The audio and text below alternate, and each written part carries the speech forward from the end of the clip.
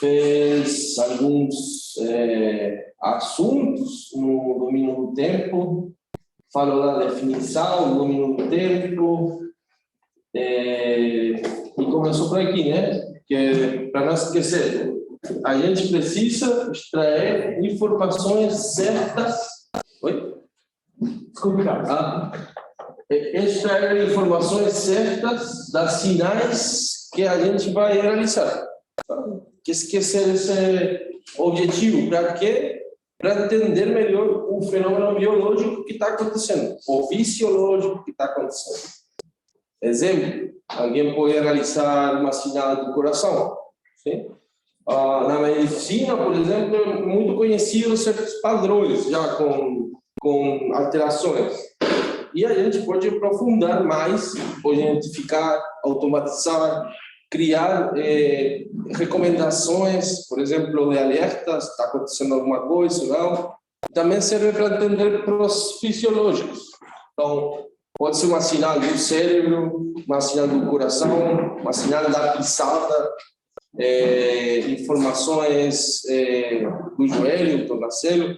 Muita informação temos à nossa disposição.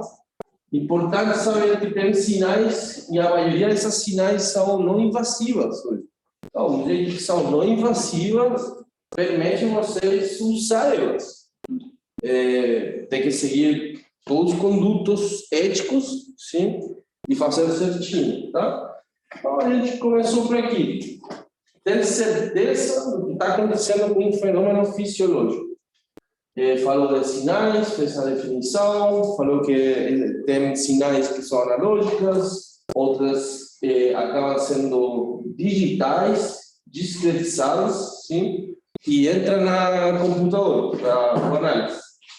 Falou também, mostrou os efeitos dos filtros, os problemas que pode ter, algum indicador de ruído.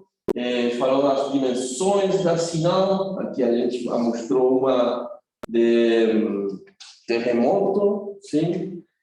Falou que as imagens também são uma sinal em 2 dimensões. Cada pixel é um número, esse número tem associado a uma cor. Então, quando esse número tem associado a uma cor, aí fica uma imagem. Essa imagem é melhor ou pior, dependendo da resolução da imagem. A gente falou de sinais periódicas, não periódicas.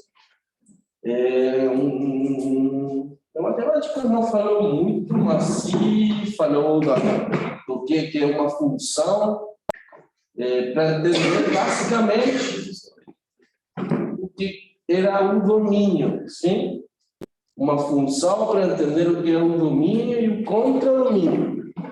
Então, aí a gente entendeu que quando eu tinha uma sinal assim, como se fosse cinemática, ou potencial de ação inverso, para uma coisa, quando fica no X, a gente fala que os valores que tem aí falam do domínio. Quando esse domínio tem dados de tempo, fala que está sendo analisado no domínio do tempo, ou tem uma consideração no domínio do tempo. E cada dado no X tem um dado no Y, ou a verdade é um f de X. Sim? E aí, esse dado no tempo pode ter um dado de posição, voltagem, etc. E falou que esse tem o nome de contradomínio. Aí que vem, então, o domínio do tempo, o análise do domínio do tempo, o análise do domínio da frequência. Falou o que é o rescalamento, normalizar, standardizar o dado, deu exemplo com dados, sim, da força da caminhada de uma pessoa, do elefante, e do cachorro. Mostrou como que varia as distribuições dos dados quando faz normalização dos dados e deu exemplos, sim, aplicações. No cérebro, a normalização foi falado que diferentes pessoas têm tamanho, volume diferente de cérebros. Então, quando alguém quer comparar esses cérebros, tem que passar por um processo de normalização espacial, em 3 dimensões, para fazer comparações certas. Falo também de dados que a gente, da minha parte, eu não conheço bem, mas faz sentido também a normalização quando o problema é espacial. Sim? Se eu tenho uma imagem prévia e outra pós, talvez para fazer comparações do espaço, eu preciso ter o mesmo espaço de comparação. Então, alternativas são, como no cérebro, criar um template de uma pessoa e as 2 imagens passarem no mesmo template, ou uma imagem passar no mesmo tamanho, ser ajustado para outra imagem, mas tendo cuidado que seja o mesmo número de pixels, senão o problema continua. Sim? Então, talvez criar um template com a projeção no corpo pode ser uma solução. Falo mesmo para a imagem do tendão, sim? Ou ultrassonografia. Mostrou normalizações de artigos há pouco tempo. Aqui foi falado, por exemplo, o gráfico do Stiffness. Se mostrou a distribuição dos dados. Acá tem um box plot. E os mesmos dados normalizados, como que muda um pouco essa distribuição dos dados. Então, se o dado de fato aqui tem uma mudança, também teve discussão se poderia ter diferenças significativas quando faz as comparações, se isso muda ou não. Ela muda, tá? As distribuições mudam. Então, o tamanho do efeito, a diferença vai ser diferente. Então, se alguém mexe com a normalização dos seus dados, a diferença pode ser diferente. Também falou quando às vezes não faz tanto sentido normalizar os dados. Para isso foi dado um exemplo de uma simulação nossa de cirurgia de ligamento cruzado. Esses são dados de verdade de uma pessoa. O ligamento aqui ele foi feita a cirurgia digitalmente e foi estudado para diferentes movimentos a concentração ou estresse. Aí eu perguntei para vocês, aqui a escala está de 0 para 1, normalizado. Faz sentido botar a escala de 0 para 1 no ligamento? Bom, se a pergunta é onde que fica a concentração do estresse, pode fazer sentido. Mas se eu quiser saber quando que esse ligamento pode se romper, eu preciso o valor absoluto, no final, ou relativo à pessoa ou alguma normalização enquanto a geometria do ligamento. Mas eu preciso saber se ele vai romper a 1000 newtons, 500 newtons, 200 newtons, porque eu preciso conhecer esses dados, por exemplo, para falar para o físio ou o médico ter a certeza de quais são as instruções que ele vai dar para essa pessoa. Então, vou falar, eu fiz a cirurgia, coloquei teu ligamento e agora é com você. Não, não é com você.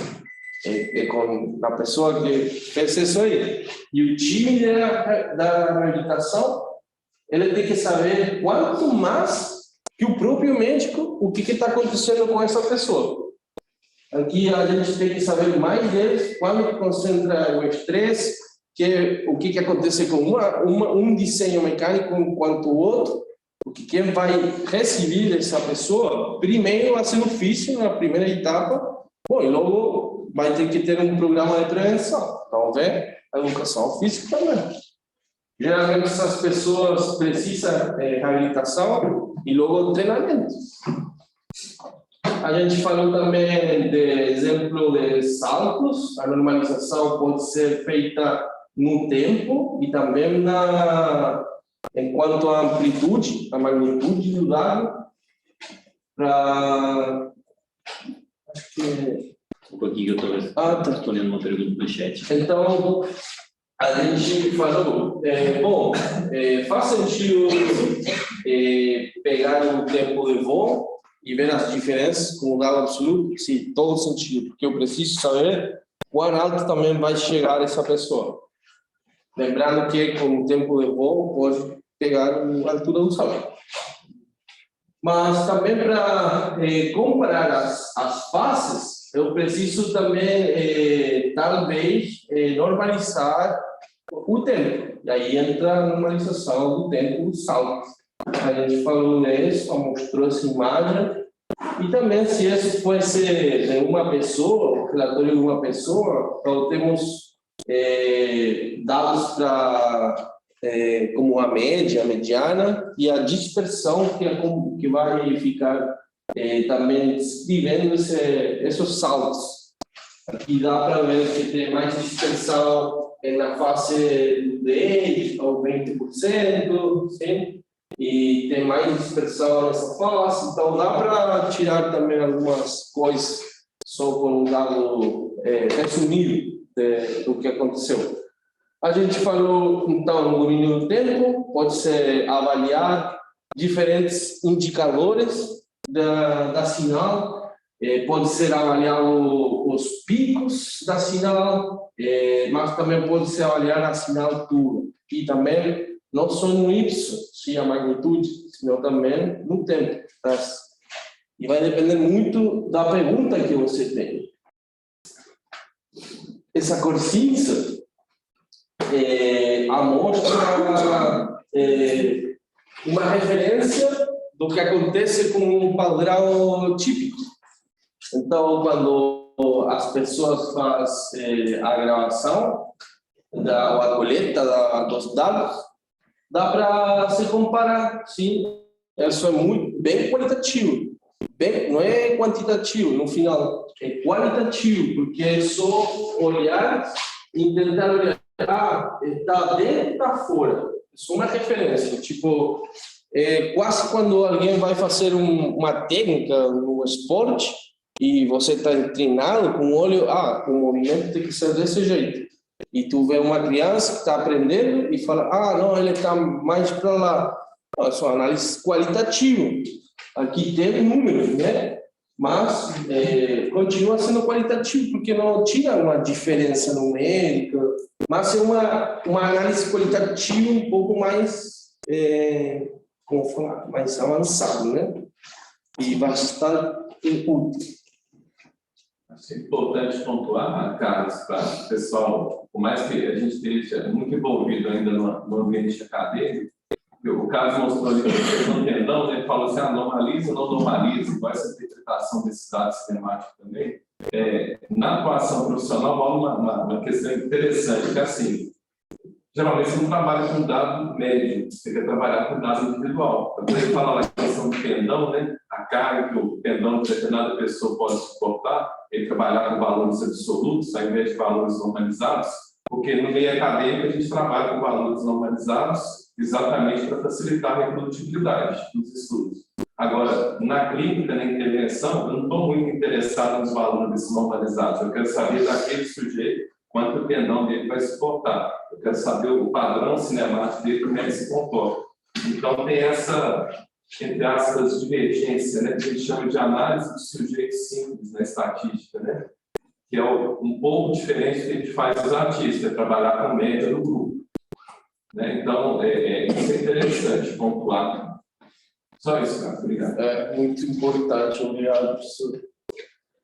Sim, então, pensa que você pode fazer, quando atua de maneira clínica, com as pessoas, direta, ou por um treinamento, na academia, ou outras situações, dá para você aproveitar essas informações e seus conhecimentos, tentar dirigir para comunicar essa informação. A comunicação científica é muito importante e tem várias formas de fazer. também pode ser na área da engenharia, da medicina, bom, todas as áreas tem que se comunicar com os outros, vai se comunicar com as pessoas que lá o serviço ou com teus próprios colegas. Então, essas questões aqui, de como que eu vou entregar essa informação, é muito importante. E para ter validade, que o método pode ser repetido no tempo, precisa responder às questões que o professor Fabiano colocou agora. Mais exemplos foi falado, e aqui foi um pouco falado ontem também, para lembrar, que há sinais que se puder ser analisada como um padrão completo, porque parece que faz sentido não só tirar o pico do valor, não só tirar o valor mínimo. Às vezes a gente quer saber se esse que toda sinal mudou, porque ontem foi falado, caminhar é bem diferente de chutar uma bola de futebol, ou passar um obstáculo, ou caminhar e parar com uma extremidade. Então, se para a gente é muito evidente que é diferente, será que também o padrão dos ângulos são diferentes?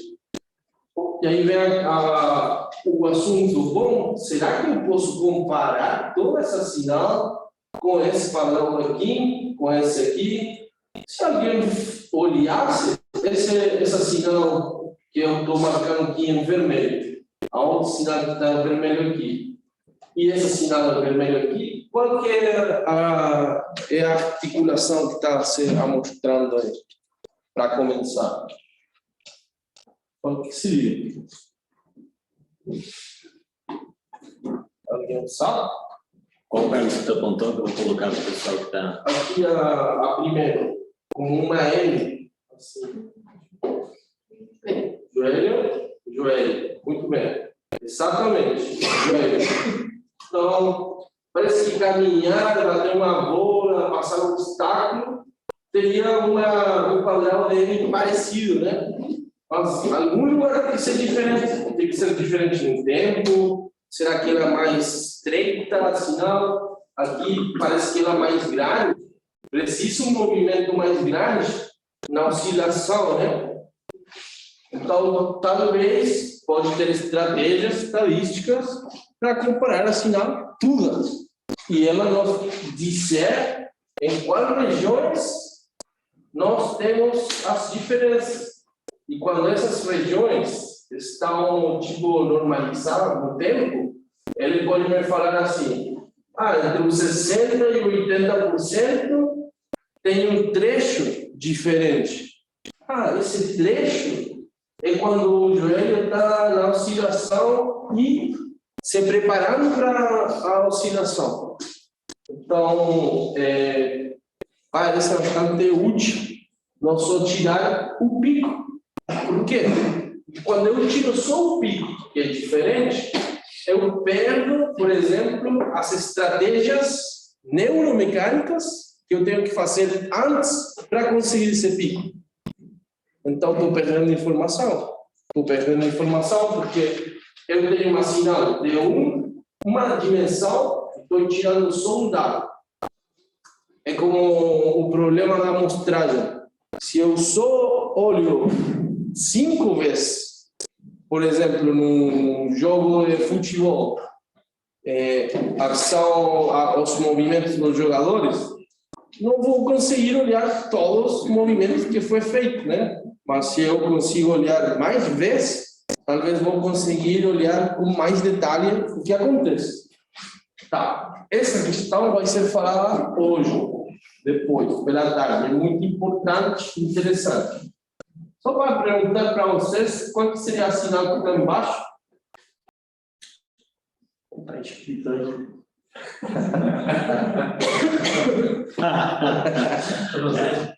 Nasceu, aí ficou mais fácil, né? Tá, mas quem mexe com o movimento e vê essas sinais, rapidamente teria. Essas são mais difíceis, né? Mas aqui, rapidamente, isso aqui, sim, pode ser joelho, poderia ser joelho. Aí vai a evidência, tem uma hipótese, vai os dados, vê a evidência e vê se tu rejeita ou não rejeita essa hipótese. Sim? A gente falou da eletromiografia como exemplo, mostrou alguns dados, vamos mostrar de novo aqui, porque acá tem o domínio do tempo e da frequência, e mostrou e falou um pouco dos valores que também pode se tirar da eletromiografia como um exemplo de sinal biológico, onde falou para avaliar a amplitude da média, do root mean square, aqui embaixo, falou da envolvente, falou que pode ser retificar a sinal, pode ser retificar a metade ou ela completa, falou da integral também,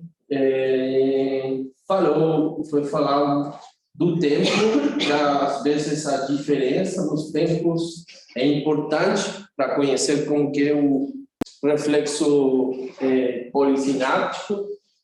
Deu um exemplo disso, uma pessoa que torce muito o tornozelo, falou dos tempos, mostrou exemplos de on e off das sinais.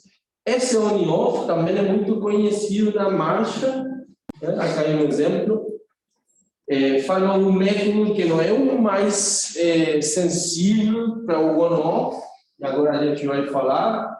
Mostrou um exemplo simples de como estudar a estratégia de controle articular e mostrou diferenças de idade, de padrões e como que a mecânica ela introduz informação no corpo humano que tem que se resolver e dentro das soluções fica a mudança em amplitude da sinal e da temporalidade da sinal. Sim? Então, o sistema nervoso, por exemplo, quando ele tem uma força de reação no solo, ele tem que resolver esse problema. Como que eu vou controlar essa força? Uma força, uma distância de um eixo, ele vai gerar um torque, né? Então, esse torque tem que ser controlado. Se eu não controlo esse torque, eu posso cair. E o corpo, o sistema nervoso, ele quer caminhar, se deslocar. Então, cria soluções para controlar essas forças e gerar outras. Para o ciclismo, estratégias diferentes como componentes principais e os problemas ou alterações que podem ser causadas só pelo processamento de sinal. Exemplo, aqui, janelamento de uma sinal. Imagina que essa pode ser janelamento de uma sinal de força. Apareceu pico de força aqui para vocês, você fez janelamento e mudou.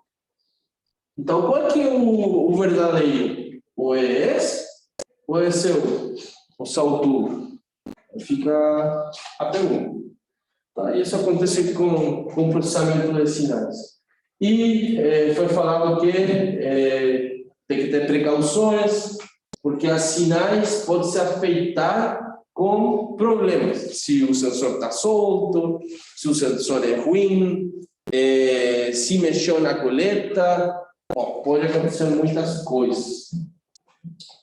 E o exemplo de imagem, como que é afetado se faz um janelamento pequeno, grande, muda todo o padrão de localização da ativação muscular nesse caso.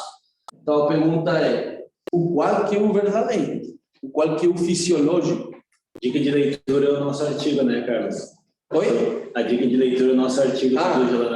Sim. Depois aí a gente vai falar na segunda parte desse. Então, isso é importante, tomar decisões e lembrar a fisiologia. Eu não posso ser um experto em processamento de sinais, ou avançado, ou médio, ou dummy, mas sim considerar o que está acontecendo por trás. Exemplo, eu vou falar que eu vou fazer um método para identificar um onset. E acontece que eu estou tomando bursts que são menos de 5 milissegundos. É possível na fisiologia? O potencial de ação pode ser menos de 5 milissegundos? Para pensar que tem uma somatória de sinais? Talvez ser isso sim, não pode ser de 5 milissegundos, sei lá. Mas na somatória de sinais é possível? A verdade é que não é possível. Então, eu posso ter uma técnica matemática muito boa, robusta, atrativa, sempre vai chamar a atenção uma equação, porque tem um número por trás, mas o que está ela nos falando no processo fisiológico? E aí que às vezes tem um quebra, né? Uma quebradura, tipo o que acontece com o análise de dados e o que a fisiologia também fala. A ideia é juntar os dois mundos. Sim? Então, fica essa para vocês. Bem, então, esse foi o resumo para quem não ficou ontem ou perdeu uma parte, só a parte da tarde, para dar um passo mais para frente. Então, a gente agora vai falar de análises da frequência. Até aqui, alguma dúvida? Não, pessoal da internet? Então, tá. Se eu falasse o que é agora o análise no domínio da frequência, o que significa isso para vocês agora? Frequência é quantas vezes ele vai... Tá, sim, certo. Então, domínio do tempo são as coisas. Eu boto um relógio e começo a olhar o deslocamento do centro de massa. Eu posso tirar só as informações que vai saindo enquanto o tempo vai passando. Sim? É a sinal que eu vou mexer e avaliar. Perfeito.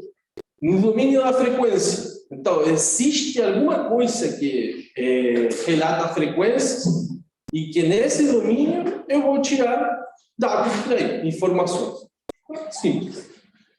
Agora, só para mostrar para vocês a gráfica de ontem dos filtros, quando se mostrou, o filtro permite passar baixa frequência, alta frequência. Bom, aqui tem a comparação de alguns filtros.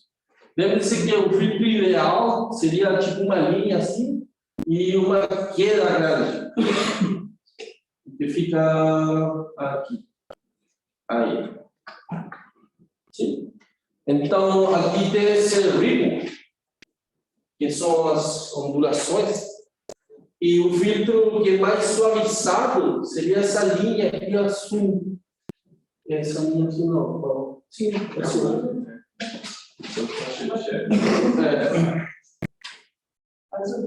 Azul, tá. E tem duas azuis. Não, essa não é azul. Não é azul, não? Não. Essa é lilás, roxa. Tá. Azul aqui. Tá, perfeito. Então, para eu não errar, mais fácil, na frente, aqui tem a suavizada, sim? Sem ritmo, ou quase assim. Então, aqui tem diferentes ordens que vai deixar passar alguma outra frequência. É só para mostrar os diferentes filtros, se todos juntos, vai ficar. Então, aqui se fala de atenuação, e a frequência na qual ela está atuando.